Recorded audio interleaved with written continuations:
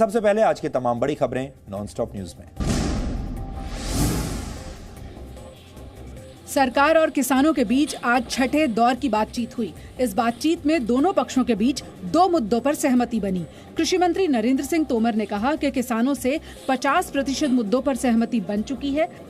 कानून के विषय में और एमएसपी के विषय में चर्चा अभी पूर्ण नहीं हुई है, चर्चा जारी है और हम लोग 4 तारीख को 2 बजे फिर से इकट्ठा होंगे और इन विषयों पर चर्चा को आगे बढ़ाएंगे। किसानों और सरकार के बीच जिन 2 मुद्दों पर सहमति बनी है, उनमें पहला मुद्दा पराली कानून का है।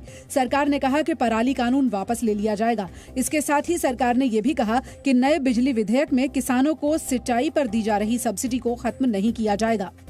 दिल्ली के विज्ञान भवन में आयोजित आज की बैठक में सरकार की ओर से कृषि मंत्री नरेंद्र सिंह तोमर, वाणिज्य मंत्री पीयूष गोयल, वाणिज्य राज्य मंत्री सोम प्रकाश के साथ कई विभागों के सचिव और 40 किसान संगठनों के नेता शामिल हुए।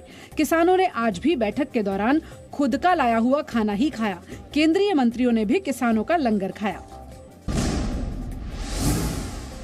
किसान संगठनों ने सरकार के साथ आज हुई बातचीत पर संतोष जताया है। 5 घंटे तक चली बैठक में थोड़ा सरकार झुकी तो किसानों ने भी अपना रवैया थोड़ा नरम किया। बैठक के बाद किसानों ने कहा कि बिजली बिल और पराली कानून को वापस ले लिया गया है। 4 जनवरी को 7वें दौर की बैठक से पहले किसान संगठनों के नेता 2 जनवरी को सिंघू बॉर्डर पर बैठक कर अपनी रणनीति तय करेंगे। शुरुआत एक अच्छी हुई, 35 दिन बाद ही ठीक है, लेकिन एक शुरुआत हुई है। सरकार ने भी कुछ बातें मानी और किसान भी लगा हुआ है। उसने भी कल का जो ट्रैक्टर रैली थी उसको स्थगित कराया। नए साल से पहले रक्षा मंत्री राजनाथ सिंह ने चीन पाकिस्तान को कड़ा संदेश देते हुए कहा कि जो छेड़ेगा उसे हम छोड़ेंगे नहीं। चीन के साथ मई से जारी सीमा विवाद पर कई दौर की बातचीत के बाद भी कोई नतीजा नहीं निकल सका है। रक्षा मंत्री राजनाथ सिंह ने कहा कि भारत शांति का पक्षधर है, लेकिन भारतीय फौज देश की जमीन किसी के हाथ जाने नहीं देगी। हमारे देश की सेना देशवासियों का मस्तक नहीं झुकने देगी। क्या क्या हुआ है मैं खुलकर नहीं बोल सकता हूँ, क्योंकि दोनों देशों के बीच बातचीत का दौर चल रहा है, लेकिन भारत वासियों का मस्तक झुका नहीं है, यह बात मैं दावे के साथ कह सकता हूं। रक्षा मंत्री से पहले मंगलवार को वायुसेना प्रमुख RKS भदौरिया ने भी कहा था कि चीन को मुंह तोड़ जवाब देने के लिए सेना पूरी तरह से तैयार है। We have technological edge, we have the weapons edge back, and we are far ahead. We are better than Kargil situation, where they couldn't even interfere into any of our operations. Srinagar में आज सेना, CRPF और Jammu Kashmir police ने एक संयुक्त operation में 3 आतंकियों को मार गिराया। श्रीनगर के लवेपोरा में हुए इस एनकाउंटर में मारे गए आतंकियों की पहचान नहीं हो पाई। इस एनकाउंटर में सुरक्षा बलों को कोई नुकसान नहीं हुआ। कंटिन्यूसली इनपुट्स आ रही थी कि टेररिस्ट किसी बड़ी टेररिस्ट एक्टिविटी को अंजाम देने वाले हैं। सिक्योरिटी फोर्सेस इंटेलिजेंस को बिल्डअप कर रही थी और कल जब खबर आई तो उस बिल्डिंग को कॉर्डन किया गया। तृणमूल कांग्रेस ने पश्चिम बंगाल के राज्यपाल जगदीप धनखड़ को पद से हटाने के लिए राष्ट्रपति रामनाथ कोविंद को अर्जी दी है। राज्यपाल धनखड़ पर संवैधानिक सीमाओं के उल्लंघन का आरोप लगा है। तृणमूल कांग्रेस के राज्यसभा सांसद सुखेंदु शेखर रॉय के मुताबिक पार्टी सांसदों की टीम ने राष्ट्रपति को पत्र भेजा है, जिसमें राज्यपाल धनखड़ पर संविधान के अनुच्छेद 156(1) के तहत कार्रवाई करने की मांग की गई है।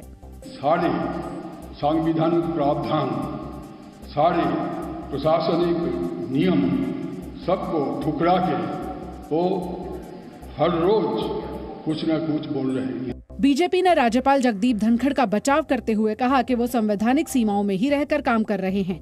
तृणमूल कांग्रेस आने वाले चुनावों से भयभीत है, जिसके कारण ऐसी हरकतें कर रही है। तो ये तो दान दे नहीं सकता, उसका देने का हक है और दिया। क्या होगा नहीं होगा ये राष्ट्रपति जी विचार करेंगे। बीजेपी ने पश्चिम बंगाल में सोनार बांग्ला कैंपेन की शुरुआत की, जिसमें कहा गया कि पार्टी बंगाल की आर्थिक हालत, स्वास्थ्य और संस्कृति पर चर्चा करेगी। केंद्रीय शिक्षा मंत्री डॉक्टर रमेश पोखरियाल निशंक CBSE की 10वीं और 12वीं बोर्ड परीक्षाओं की तारीखों का कल ऐलान करेंगे। शिक्षा मंत्री पोखरियाल ने बताया कि कठिन परिस्थितियों के बावजूद 10वीं और 12वीं की परीक्षाएं ऑनलाइन नहीं कराई जाएंगी। जिस प्रकार परीक्षाएं होती रही हैं वैसे ही होंगी। जो तिथियां हम घोषित कर रहे हैं, वर्तमान परिस्थितियों को सब आंकलन करके कर रहे हैं, करेंगे जो कल करेंगे। लेकिन यदि तब भी ऐसा महसूस होता है कि परिस्थितियाँ विकट हैं, विकराल हैं और हमारे लिए बच्चे की सुरक्षा पहले है, ज़रूरी है, तो फिर हम वैसे निर्णय लेंगे। छात्रों की सुरक्षा सरकार की प्राथमिकता है, लिहाजा परीक्षाओं के लिए स्वास्थ्य मंत्रालय और गृह मंत्रालय की सलाह के मुताबिक गाइडलाइंस जारी की जाएंगी। हम लगातार बच्चे के हित में, बच्चे की सुरक्षा और उसकी जो भविष्य के लिए शिक्षा, इन दोनों पर पूरी मजबूती के साथ हम खड़े हैं। सूत्रों के मुताबिक छात्रों को एग्जाम सेंटर बदलने और सबसे करीब परीक्षा केंद्र चुनने की सुविधा मिल सकती है। ज्यादा रिस्क वाले इलाकों के केंद्रों में होने वाली परीक्षा पर रोक भी लगाई जा सकती है।